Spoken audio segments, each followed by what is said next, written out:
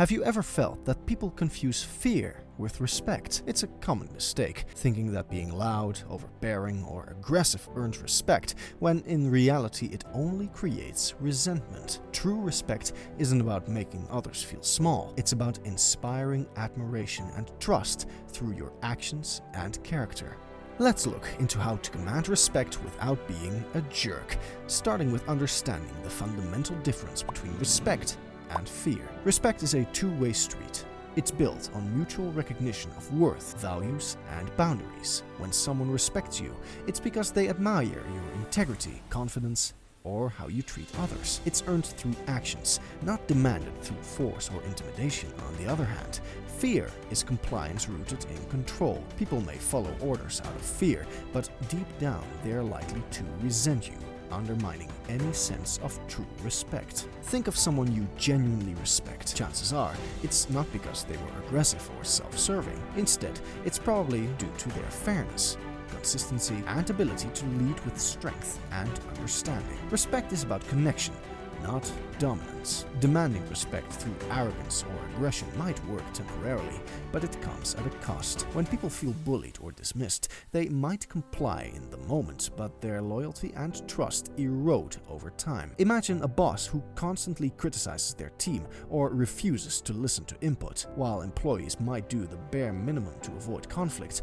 they are unlikely to go the extra mile or respect that leader. Being a jerk might seem like a shortcut to commanding respect, but it's a shortcut that leads to isolation. Over time, people avoid, ignore, or undermine those who treat them poorly. Real respect, on the other hand, fosters collaboration and long-term influence. Respect is most powerful when it's mutual. When you show respect to others, you're setting the tone for how you expect to be treated. Mutual respect builds trust, creates open communication, and fosters stronger relationships. For example, in a conversation, listening attentively shows you value the other person's thoughts. In turn, they are more likely to listen when it's your turn to speak. Mutual respect doesn't mean being a pushover, it means valuing yourself and others equally, creating a balance where both parties feel heard and valued. When you lead with respect, you naturally inspire others to respect you in return.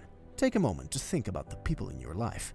Do they respect you because of your character and actions, or do they act out of fear or obligation? Confidence is a magnet for respect, while cockiness often repels it. But what's the difference? Confidence is grounded in self-assurance. It's knowing your worth without needing constant validation from others. On the other hand, cockiness comes from insecurity disguised as bravado. A confident person doesn't need to prove their value. They exude it naturally. Cockiness, however, often involves putting others down to elevate oneself. Think about the difference between a leader who takes responsibility and uplifts their team versus one who brags about their achievements while ignoring others' contributions. Confidence inspires trust and admiration, while cockiness creates tension and resentment. To command respect, it's essential to focus on confidence, not arrogance. Your body language says more about you than words ever can. Even before you speak, the way you carry yourself influences how others perceive you. Standing tall, maintaining eye contact, and keeping your movements calm and deliberate are all signs of confidence. For instance, when you walk into a room with your head held high and shoulders back, you signal self-assurance without uttering a word. But confident body language isn't just about posture. It's also about approachability. A warm smile or a friendly nod shows that while you're confident, you're not unapproachable or intimidating. Striking this balance between strength and openness ensures that people see you as someone to admire, not fear. Humility is often overlooked, but it's one of the most powerful traits for earning respect. People admire those who are confident, yet humble enough to admit when they are wrong or acknowledge the contributions of others. Humility doesn't mean downplaying your achievements. It's about showing that you value others as much as yourself. For example, if you're in a leadership role and your team achieves a significant goal, giving credit to the entire team instead of claiming the spotlight shows humility. It tells people you're not just focused on your success, but also on theirs. This approach naturally earns respect because it builds trust and loyalty. Let's consider a few scenarios where confidence and humility intersect. Imagine you're in a meeting and someone challenges your idea. A confident but egoless response might sound like, "That's an interesting perspective," Let's explore how it aligns with our goals. This shows you're secure enough to consider feedback without feeling threatened. Or picture a friend seeking advice. Instead of dictating what they should do, you might say, "Here's what worked for me, but I'd love to hear what you think might work best for you." This type of response empowers others while showing you're confident in your experience without being overbearing. Confidence and humility go hand in hand when it comes to commanding respect. Ask yourself, do your actions reflect quiet confidence, or are there moments when ego creeps in? When it comes to commanding respect, how you communicate is just as important as what you communicate.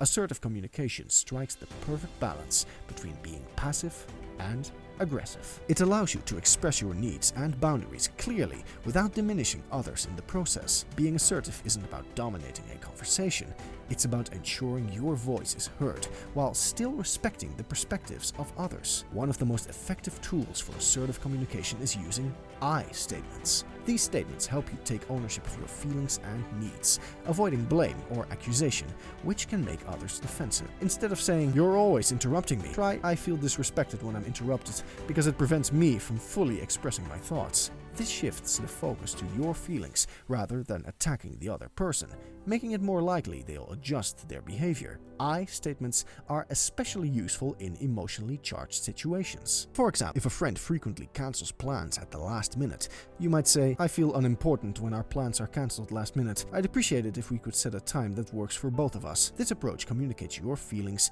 without escalating the situation. Being assertive isn't just about making your own voice heard, it's also about listening to others. Active listening shows that you respect their perspective, which in turn encourages them to respect yours. When someone speaks, make an effort to really hear what they are saying instead of planning your response while they talk.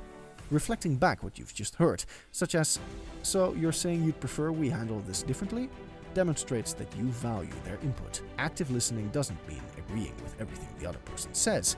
Instead, it's about acknowledging their perspective while maintaining your own. For instance, you might say, "I understand your concerns, but I still feel strongly that this is the right approach." This balances respect for their opinion with confidence in your position. Despite your best efforts, there will be times when someone disrespects you. How you handle these moments is critical. Reacting with anger or aggression can escalate the situation, while ignoring it completely can make the disrespect continue. Instead, address the behavior calmly and directly. While assertiveness is key, balancing it with empathy ensures you don't come across as cold or overly rigid.